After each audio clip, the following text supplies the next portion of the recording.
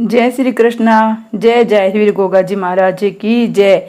भादो मास में गोगा जी चरित्र का 12वां दिन हम सब मिलके सुनेंगे।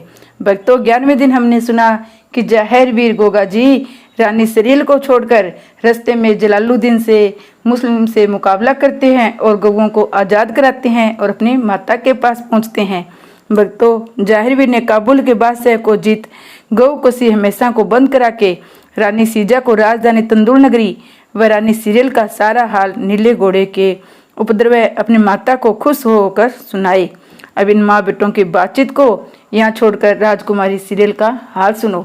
जब जाहिरवीर और नीला घोड़ा उसकी नजरों से ओझल हो गया तब वह पछाड़ खाकर बेहोश हो चारे खाना चित हो गई। उसे अपने तन बदन का जरा भी होश न रहा। माली ने जब अपनी राजकुमारी को बेहोश पड़े देखा तो ठंडे जल के छिंटे उसके मुंह पर मारे। काफी देर बाद होश में आने पर वह अपने डोले में सवार हो अपने महल में आकर आसन पाटे लेकर कोप भवन में जा पड़ी। खाना पीना बंद कर दिया।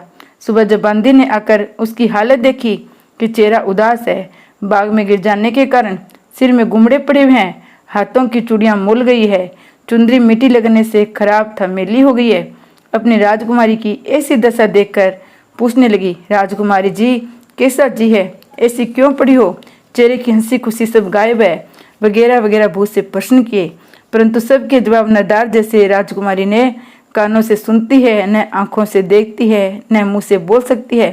ऐसा मन में विचार कर सीधी महारानी सिरोजा के पास पहुंची और राजकुमारी सीरियल की सब हालत उससे वर्णन की। महारानी सिरोजा अपनी बांदी रुकमादा को साथ ले मिनटों सेकंडों में अपनी बेटी के कमरे में दाखिल हो गई और अपनी बेटी की हालत को देखकर बड़ी बेचैन हुई। वहां खड़े खड़े बहुत देर अपनी बेटी को देखती रही, फिर बड़े प्यार से पुचकार कर बोली, बेटी सीरियल कैसी तबीयत है, तुझे क्या हो गया है। राजकुमारी सीरियल के कान में जब अपनी माँ के शब्द पड़े तब सीरियल ने अपनी पलकें थोड़ी सी खोलकर बांदी रुकमदे और अपनी माँ को देखा। मुंह फेर कर एक ठंडी हाय भरकर वह फिर बेहोश हो गई। रानी और बांदी ने पूरी कोशिश कर गुलाब केवड़े का अर्क मुंह पर छिड़क कर उसे चेतन किया। रानी ने सीरियल से को भवन में खाना पीना त्यागने का कारण पूछा। कहा, जो भी तुझे दुख हो मुझे बता दो, तू मेरी इकलौती बेटी है, मैं अपनी लाडली को दुखी नहीं दे सकती हूँ। इतना कहकर बालों में हाथ फेरकर अपनी अंगुलियों द्वारा सीरियल के केस सुधारने संवारने लग गई। अपनी बेटी की बलैयां लेकर उसको बार बार मुंह चूमती। अपनी माँ की इस प्रकार की चापलूसी से राजकुमारी सीरियल अधीर हो गई। उसकी बड़ी बड़ी आंखों से मोतियों के समान आंसू बहने लगे। वह फूट फूट कर रोने लगी। अपनी बेटी को फूट फूट कर रोती देख महारानी सिरोजा का भी जी भराया। उनकी आंखों से भी आंसुओं की धारा बह निकली। बड़े दुलार के संग राजकुमारी सीरियल से बोली, बेटी अपने अनमनी होने के कारण अपने माँ से नहीं छुपाना चाहिए। तुम्हें मेरी कसम दो, अपने माँ से अपने जी का जरा भी हाल छिपाओ। अपनी माँ सिरोजा की आंखों में आंसू की धारा देखकर राजकुमारी सीरियल हिचकी भर भर कर फूट फूट कर रोने लग गई। माता के बहुत कहने पर उसने इस तरह से कहना शुरू किया, हे जननी, हे माता, तुम मेरी सहेलियों का हाल तो जानती हो, कैसे मुंह फट बेया बेशरम है। वैसी मखोल में न जाने कितनी बेतुकी बातों के साथ बोल को बोल भी बोल बैठती है।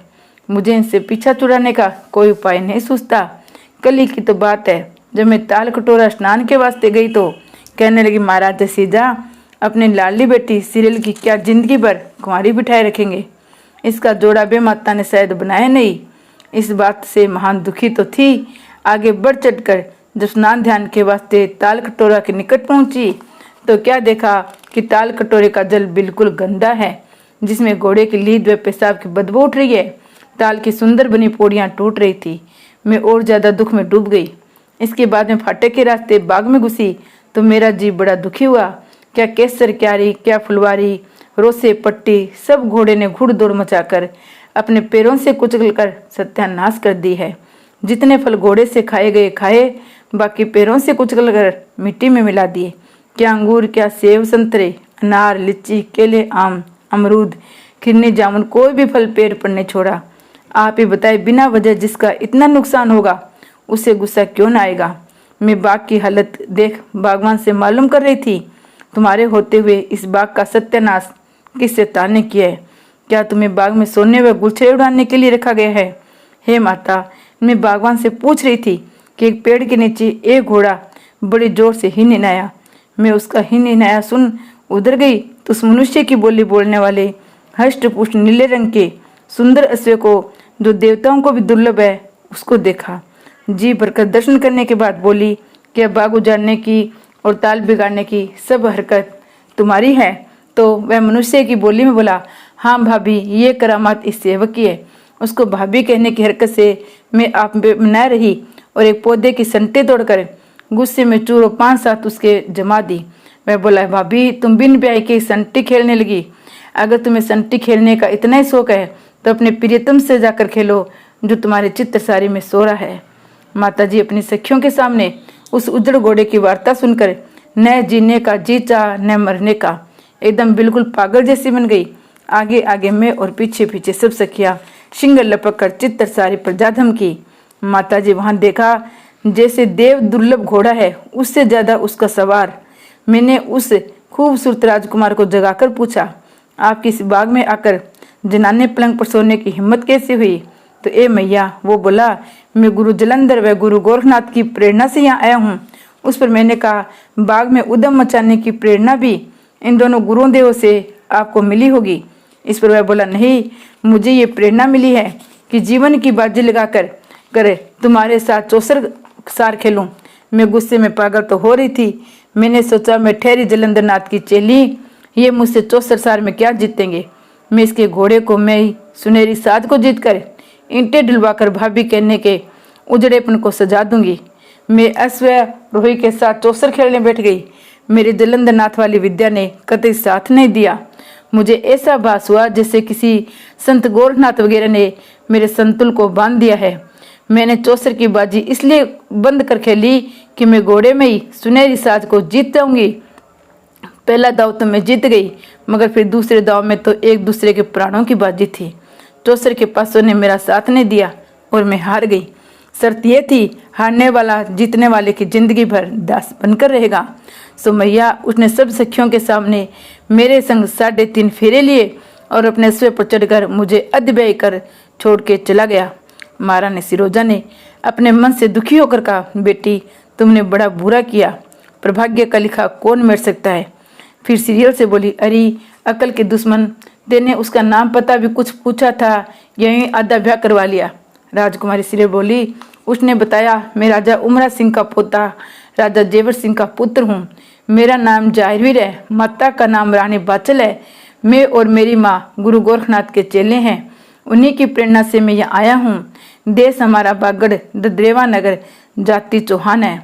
आगे बोला, बाकी 3.5 फेरे का पूरा वह तब होगा जब तुम्हारे पिता नाई पंडित के साथ टीका लगन भेजेंगे।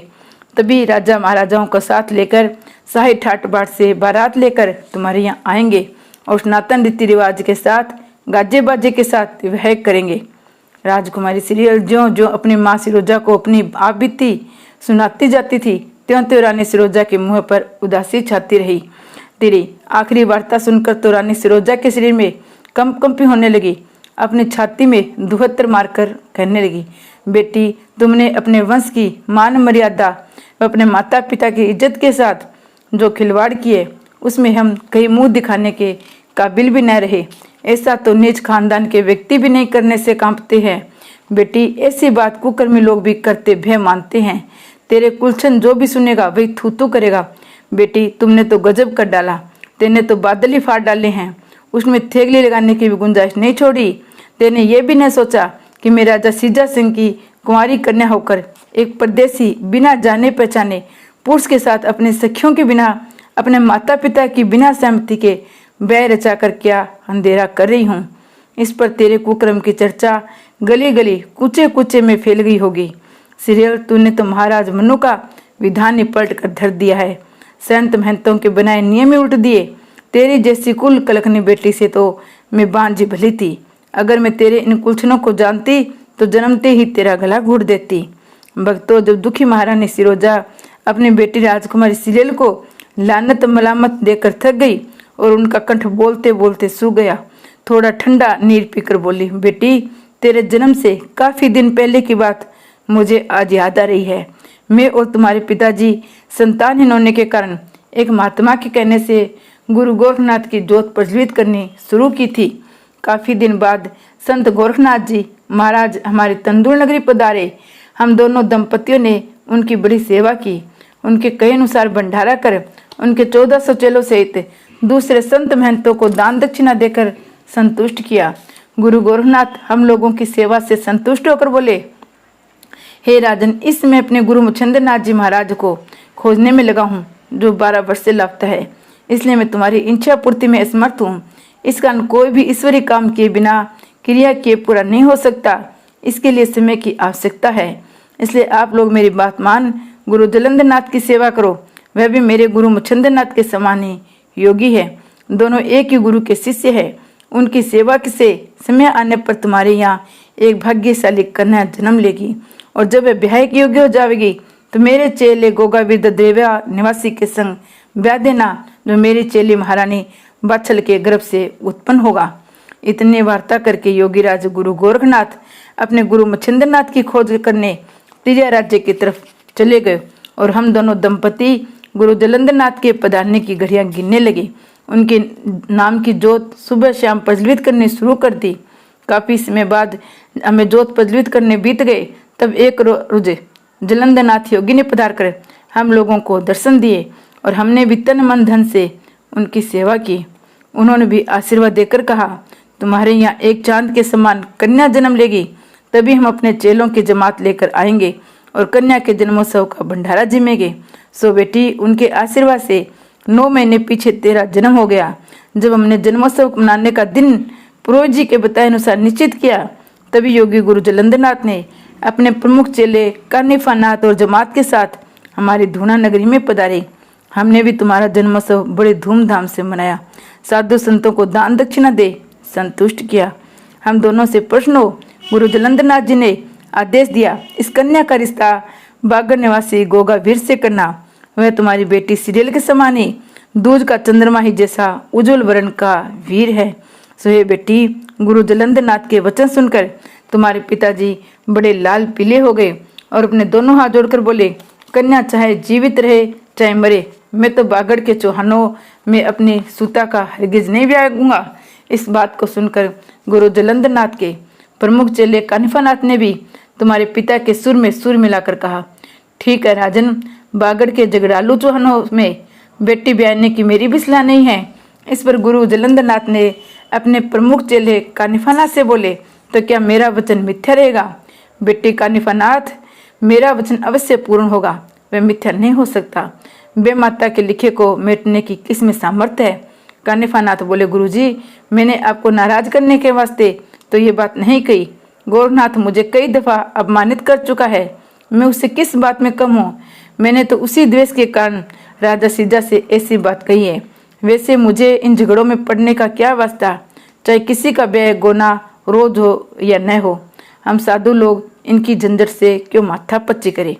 अपने प्रमुख चेले कानिफा नाथ का भाषण सुनकर गुरु जलंधर नाथ जी बोले, बेटा कानिफा नाथ, तुम्हारा स्वभाव बहुत गर्म है। मैं गोरखनाथ को जितना जानता हूँ तुम उसे उतना नहीं जानते हो। योगी गोरखनाथ अनेकानेक विद्याओं को जानने वाला ईश्वर भक्त बड़े नम्र स्वभाव का संत व्यक्ति है। उसे अपनी विद्या बुद्धि का तनिक भी अभिमान नहीं है। वह अपने गुरु मच्छिंद्र नाथ के समान ही मुझे श्रद्धा से शीश झुकाकर नमस्कार करता है। अपने गुरु के समान पूज्य समझकर मेरा आदर सत्कार करता है। तुम भी उसे द्वेष रखना छोड़ दो, उसे अपना भाई समझो, भली बातें सीखो और सिखाओ। भक्तों, वे अपने प्रमुख चेले कानिफा नाथ को समझाकर अंतर ध्यान हो गए। काफी दिनों के बाद अब उन्होंने हमें दर्शन दिए हैं। उनकी दया से हमारे बिगड़े काम सुधरते हैं। मैं आज ही रात को तुम्हारे पिताजी से सलाह करूंगी। अब तो अनशन पाटी त्याग, नहा धोकर श्रृंगार कर और कुछ खा पी ले। मुझे पूर्ण आशा है गुरु जलंधर नाथ तेरी मनसा जरूर पूरी करेंगे। रानी सिरोजा अपने कमरे में आकर थक कर पलंग पर लेट गई। वह अपनी बेटी के भविष्य के बारे में सोचती विचारती सो गई। उसे सपन में भी अपनी बेटी का ही ध्यान आता रहा। जब शाम को राजा सीजा सिंह दरबार से महल में पधारे, तब बांदी रुकमादे ने रानी सिरोजा को जगाया। रानी सिरोजा दोनों आंखें मलती उठी।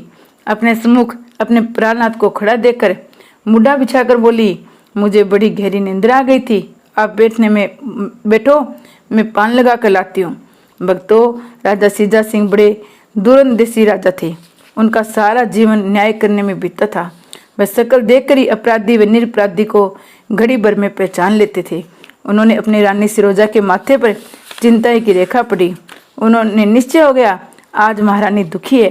जब वह पान लेकर लौटी और मुस्कुराकर राजा के मुख में अपने कर कमलों द्वारा पान का बीड़ा दिया तो वह बोले, रानी, आज तुम्हारे चेहरे पर मधुर मुस्कान के साथ चिंता की रेखा भी साफ नजर आ रही है। परंतु जिनके कुटुंब पर गुरु जलंधर नाथ जैसे योगी की कृपा हो, उनका चिंता रूपी डांस तावे मेरी समझ में जरा भी नहीं आता। अपने प्रीतम के मुख की वाणी सुनकर रानी सिरोजा के धीरज का बांध टूट गया। वह राजा सीजा सिंह के कंधे पर अपना मुंह रखकर सिसक सिसक कर रो पड़ी। अपनी महारानी सिरोजा की ऐसी हालत देखकर राजा सीजा सिंह के धीरज का भी बांध टूट गया। उन्होंने भी उदास हो आंखें गिल्ली कर महारानी सिरोजा के सिर पर हाथ फेरा और बोले, रानी, जब तक तुम अपने दुख का कारण अपने मुख से न बताओगी, वह कैसे दूर किया जा सकता है। अपने प्राण प्यारे प्रीतम के मुख की वाणी सुनकर रानी सिरोजा ने राजा सीजा सिंह के कंधे से अपना सिर उठाकर आंखें पोंछकर बोली, प्राणनाथ, माँ बाप का सबसे बड़ा दुख लड़की के ब्याह का होता है। राजकुमारी कितनी बड़ी हो गई है, आपको इसकी चिंता है नहीं। मेरी राय है, आप नाई ब्राह्मण भेजकर अच्छा घर बार देखो। बेटी के अनुरूप राजकुमार का टिक्का भिजवा दो। ये तो पराया धन है, हम सब इसकी कब तक देखभाल करेंगे। इसे एक न एक दिन तो पराये घर जाना ही होगा। रानी सिरोजा की बात सुनकर राजा सीजा सिंह जोर से खिलखिलाकर हंस पड़े। रानी सिरोजा से बोले, तो आपके स्त्रीय चरित्र के नाटक का यही कारण था। मैं तो घबराई गया था कि हमारी महारानी पर कौन सी आसमानी बला टूटकर गिर गई है। महारानी जी, राजकुमारी सीरियल हम दोनों की इकलौती बेटी है, दो चार तो है नहीं। मेरे तो इसे आंखों से ओझल करते ही प्राण सूखते हैं। तुम चिंता मत करो, समय पर इसकी जोड़ी का कोई राजकुमार मिलने पर ही घर जमाई बनाकर रख लेंगे। जय गोगा जी महाराज की जय। सारी कथाओं की वीडियो की मैंने प्लेलिस्ट बना दी है और प्लेलिस्ट की वो डिस्क्रिप्शन में लिंक डाल दी है। आप सारी कथा एक साथ सुन सकते हो। जय गोगा जी महाराज की।